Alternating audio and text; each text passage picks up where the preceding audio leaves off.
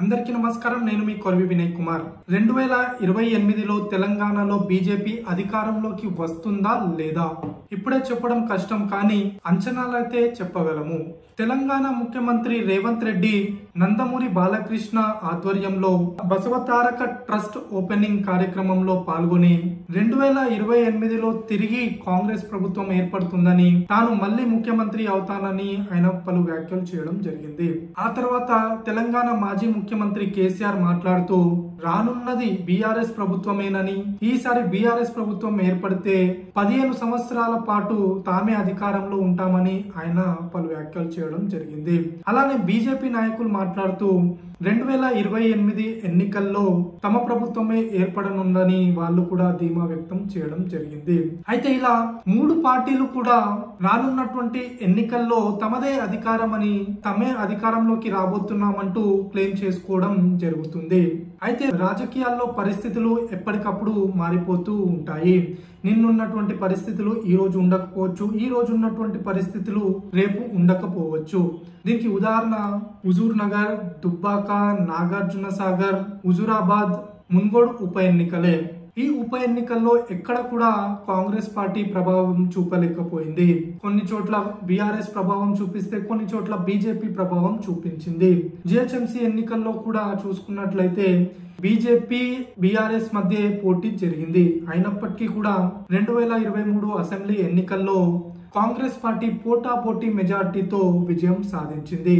కనుక ఎవరు అధికారంలోకి వస్తారనేది చెప్పడం కొంచెం కష్టమే, కానీ అంచనాలను అయితే మనం చెప్పగలము.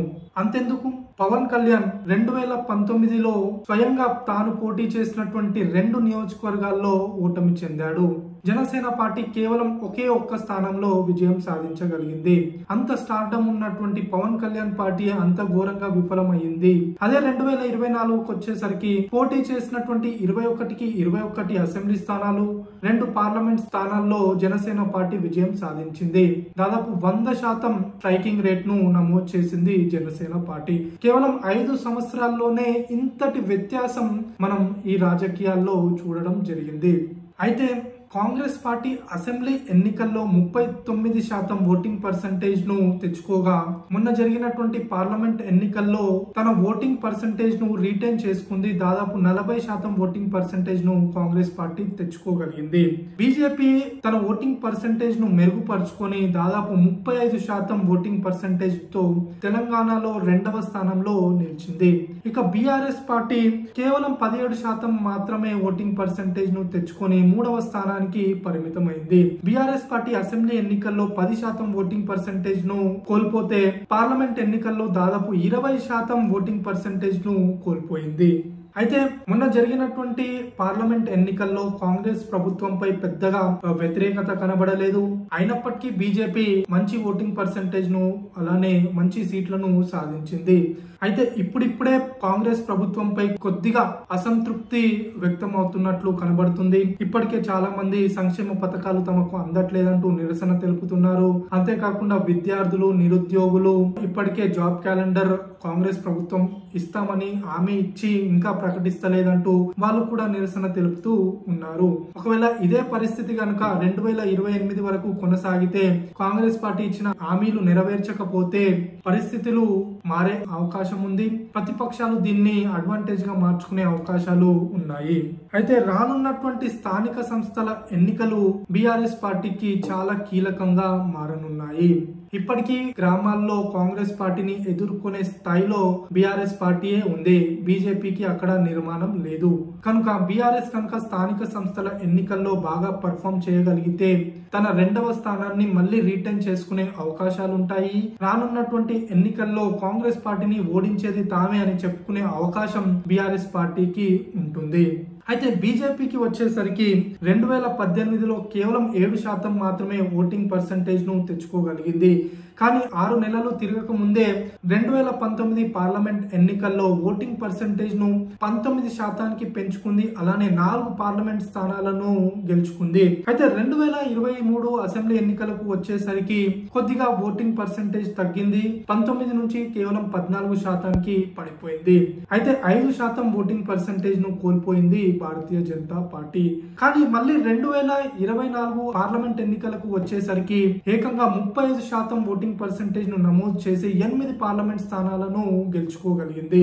అయితే ఎంతో కొంత ఓటింగ్ పర్సెంటేజ్ ను బీజేపీ అసెంబ్లీ ఎన్నికల్లో పార్లమెంట్ ఎన్నికలతో పోలిస్తే కోల్పోతూ ఉంది. అయితే 2019తో పోలిస్తే 2023లో కేవలం 5% ఓటింగ్ పర్సెంటేజ్ ని కోల్పోయింది. అయితే రానున్నటువంటి అసెంబ్లీ ఎన్నికల్లో తిరిగి బీజేపీ తన ఓటింగ్ పర్సెంటేజ్ ను రీటైన్ చేసుకుంటుందా లేదా కొద్దిగా తగ్గించుకుంటుందా? ఒకవేళ తగ్గించుకున్న 3 నుంచి 5% తగ్గించుకుంటుంది తప్పిస్తే అంతకంటే తక్కువకు బీజేపీ పడిపోయే పరిస్థితులు కనబడడం లేదు తెలంగాణలో. అయితే మొన్న జరిగినటువంటి పశ్చిమ బెంగాల్ అసెంబ్లీ ఎన్నికల్లో చూసినట్లయితే 2019 లోక్సభ ఎన్నికలకు అక్కడ జరిగినటువంటి అసెంబ్లీ ఎన్నికలకు 3% ఓటింగ్ పర్సెంటేజ్ ను తగ్గించుకుంది భారతీయ జనతా పార్టీ. అయితే ఇలా ఉదాహరణలు చూసుకుంటే కేవలం 3 నుంచి 5% మాత్రమే అది పరిమితమయ్యే అవకాశాలు ఉన్నాయి. అయితే ఇంకొక పరిణామం కూడా మనం ఇక్కడ అబ్జర్వ్ చేయాలి. ఏంటంటే హిందీ రాష్ట్రాల్లో బీజేపీ బలం తగ్గుతున్న సమయంలో తెలంగాణలో బీజేపీకి బలం పెరిగింది. ఒడిశాలో కూడా బీజేపీ బలం పెరిగింది. అంతేకాకుండా ఆంధ్రప్రదేశ్ లో టీడీపీతో పొత్తు కారణంగా అక్కడ కూడా బీజేపీ బలం పెరిగింది. ఉత్తరప్రదేశ్, రాజస్థాన్, హర్యానా, మహారాష్ట్రలో సీట్లను భారీగా కోల్పోయింది బీజేపీ. గుజరాత్ లో 1 స్థానం, వెస్ట్ బెంగాల్, పశ్చిమ బెంగాల్లో 6 స్థానాలు, కర్ణాటకలో, దక్షిణ భారతదేశంలో బలంగా ఉన్నటువంటి కర్ణాటకలో అసెంబ్లీ ఎన్నికలతో పోల్చుకుంటే మంచి ఓటింగ్ పర్సెంటేజ్ ను బీజేపీ పార్లమెంట్ ఎన్నికల్లో సాధించింది. 2019 పార్లమెంట్ ఎన్నికలతో పోలిస్తే అది తగ్గినప్పటికీ కూడా మొన్న జరిగినటువంటి అసెంబ్లీ ఎన్నికలతో పోలిస్తే కర్ణాటకలో బీజేపీ మంచి ఓటింగ్ పర్సెంటేజ్ ని సాధించింది. అయినప్పటికీ కూడా 9 పార్లమెంట్ స్థానాలను కోల్పోయింది బీజేపీ. అంటే ఇంత వరస్ట్ సినారియోలో కూడా తెలంగాణలో బీజేపీ తన ఓటింగ్ పర్సెంటేజ్ ను 35% పెంచుకుంది మరియు 4 స్థానాలను 8 స్థానాలకు తీసుకెళ్లింది. అయితే బీజేపీ దేశవ్యాప్తంగా కొంత యాంటీ ఇన్కంబెన్సీని ఎదుర్కొంటూ 303 స్థానాల నుంచి కేవలం 240 స్థానాలకు పడిపోయింది. అంటే దాదాపు 63 స్థానాలను కోల్పోయింది. ఇలాంటి వరస్ట్ సినారియోలో కూడా తెలంగాణలో అది కూడా సొంతంగా బీజేపీ బలపడింది. తమిళనాడులో బీజేపీ 3% నుంచి 11% ఓటింగ్ పర్సెంటేజ్ ను పెంచుకున్నప్పటికీ కూడా అక్కడ పిఎంకే మరియు ఇతర చిన్న చిత్కా పార్టీలతో కలిసి ఆ ఓటింగ్ పర్సెంటేజ్ ను బీజేపీ నమోదు చేయగలిగింది. అలానే కేరళలో మంచి ఓటింగ్ పర్సెంటేజ్ ను బీజేపీ సాధించింది. దాదాపు 16% ఓటింగ్ పర్సెంటేజ్ ను అక్కడ బీజేపీ నమోదు చేసింది. కానీ అక్కడ భారతీయ ధర్మ జనసేన పార్టీతో కలిసి ఆ ఓటింగ్ పర్సెంటేజ్ ను సాధించింది బీజేపీ. అయితే ఒడిశాలో 24 సంవత్సరాలుగా ముఖ్యమంత్రిగా నవీన్ పట్నాయక్ ఉండడం, ఆయన పైన తీవ్ర యాంటీ ఇన్కంబెన్సీ ఉండడం, అక్కడ రెండవ పార్టీగా బీజేపీ ఉండడంతో ఆబ్వియస్ గా అక్కడ బీజేపీ అనేది సునాయాసంగా బీజేడీ పార్టీని ఓడించి అధికారంలోకి రాగలిగింది. కానీ తెలంగాణలో కొత్తగా ఏర్పడినటువంటి ప్రభుత్వం పెద్దగా యాంటీ ఇన్కంబెన్సీ లేదు. బీఆర్ఎస్ ఓటమి చెందినప్పటికీ మరి అంత బలహీనంగా కూడా బీఆర్ఎస్ పార్టీ లేదు. అయినప్పటికీ కూడా ఆ పార్టీని వెనుకకు నెట్టి కాంగ్రెస్ పార్టీతో సమానంగా 8 పార్లమెంట్ స్థానాలను బీజేపీ గెలుచుకోగలిగింది. బీఆర్ఎస్ బలాన్ని కూడా మనం తక్కువ అంచనా వేయడానికి లేదు. ఇక్కడ బీఆర్ఎస్ కి బలమైన క్యాడర్ ఉంది. 2019లో బీఆర్ఎస్ బలంగా ఉన్నప్పుడు కూడా బీజేపీ 4 పార్లమెంట్ స్థానాలను గెలుచుకుంది. అది మనం మర్చిపోవద్దు. ప్రస్తుతం బీఆర్ఎస్ బలహీనంగా ఉన్నప్పుడు కూడా బీజేపీ 8 పార్లమెంట్ స్థానాలను గెలుచుకుంది. అయితే బీఆర్ఎస్ బలహీనంగా ఉందా, బలంగా ఉందా, కాంగ్రెస్ బలహీనంగా ఉందా, బలంగా ఉందా అనేది ఇక్కడ ఫ్యాక్టరే కాదు. బీజేపీ తన సొంత బలంతో తెలంగాణలో ఓటింగ్ పర్సెంటేజ్ ను పెంచుకుంది. అలానే సీట్లను రెట్టింపు చేసుకుంది.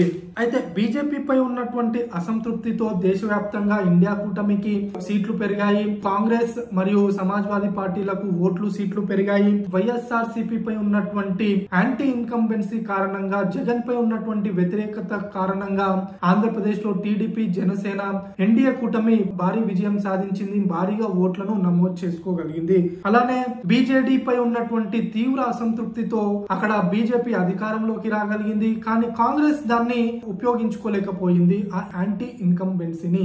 అయితే తెలంగాణలో మాత్రం బీజేపీ 2వ స్థానానికి ఎగబాకింది. ఒకవేళ ఇదే 2వ స్థానాన్ని గనక స్థానిక సంస్థల ఎన్నికలతో పాటు 2028 అసెంబ్లీ ఎన్నికల వరకు కొనసాగించగలిగితే, అలానే కాంగ్రెస్ ప్రభుత్వంపై వ్యతిరేకతను పెంచగలిగితే 2028లో బీజేపీ అధికారంలోకి రావడానికి ఆస్కారం ఉంటుంది. అయితే ఇక్కడ మరొక ఇంట్రెస్టింగ్ ఫ్యాక్టర్ ని కూడా మనం చూడాలి. అదేంటంటే 2026లో డీలిమిటేషన్ జరగనుంది. తెలంగాణలో ఉన్నటువంటి 119 అసెంబ్లీ నియోజకవర్గాలు కాస్త 153 అసెంబ్లీ నియోజకవర్గాలుగా ఏర్పడనున్నాయి. నిజానికి తెలంగాణ డెమోగ్రఫీ కనుక మనం చూసినట్లయితే ఉత్తర తెలంగాణలో బీజేపీ బలంగా ఉంది. దక్షిణ తెలంగాణ అంటే నల్గొండ, ఖమ్మం, మహబూబ్ నగర్ లాంటి ప్రాంతాల్లో కాంగ్రెస్ పార్టీ బలంగా ఉంది.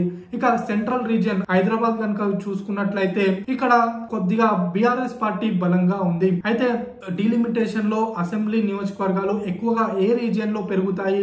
ఉత్తర తెలంగాణలో పెరుగుతాయా, దక్షిణ తెలంగాణలో పెరుగుతాయా, లేదంటే హైదరాబాద్ లో పెరుగుతాయా అనేది చూడాలి. ఒకవేళ ఉత్తర తెలంగాణలో పెరిగితే బీజేపీకి అడ్వాంటేజ్ అవనుంది. దక్షిణ తెలంగాణలో పెరిగితే అది కాంగ్రెస్ కు అడ్వాంటేజ్ గా మారనుంది. హైదరాబాద్ లో పెరిగితే అది బీఆర్ఎస్ కి లేదా బీజేపీకి అడ్వాంటేజ్ గా మారనుంది. అయితే 2014లో బీఆర్ఎస్ పార్టీ కేవలం 62 ఎమ్మెల్యేలను గెలుచుకొని బోటాబోటీ మెజారిటీతో అధికారాన్ని దక్కించుకుంది. 2023 అసెంబ్లీ ఎన్నికల్లో కాంగ్రెస్ పార్టీ కూడా కేవలం 64 అసెంబ్లీ సీట్లు గెలిచి బోటాబోటీ మెజారిటీతో విజయం సాధించింది. కానీ రానున్నటువంటి 2028 అసెంబ్లీ ఎన్నికల్లో మ్యాజిక్ ఫిగర్ 77గా ఉండనుంది. అయితే 77 మ్యాజిక్ ఫిగర్ కు ఏ పార్టీ చేరుకుంటుంది అంటే ఈ పెరగనున్నటువంటి అసెంబ్లీ నియోజకవర్గాలు వాటిని డిసైడ్ చేసే అవకాశాలు ఉన్నాయి. ఒకవేళ బీజేపీ కనుక తన 2వ స్థానాన్ని రీటైన్ చేసుకోగలిగితే అధికారంలోకి వచ్చే అవకాశాలు ఎక్కువగా ఉంటాయి. లేని పక్షంలో కాంగ్రెస్ పార్టీ కనుక తాను ఇచ్చినటువంటి హామీలు అన్ని నెరవేరిస్తే కాంగ్రెస్ పార్టీకి మళ్ళీ అధికారంలోకి రావడానికి అవకాశాలు ఉంటాయి. ఒకవేళ బీఆర్ఎస్ పార్టీ కనుక బీజేపీని వెనక్కి నెట్టి 2వ స్థానంలోకి రాగలిగితే కాంగ్రెస్ పై ఏర్పడేటువంటి యాంటీ ఇన్కంబెన్సీ కలిసి వచ్చి బీఆర్ఎస్ తిరిగి అధికారంలోకి వచ్చే అవకాశాలు కూడా ఉంటాయి. ధన్యవాదాలు.